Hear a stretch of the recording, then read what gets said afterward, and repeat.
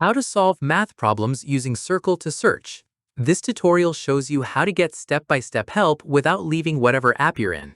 First, open the Settings app on your Android device. From there, tap Special Features.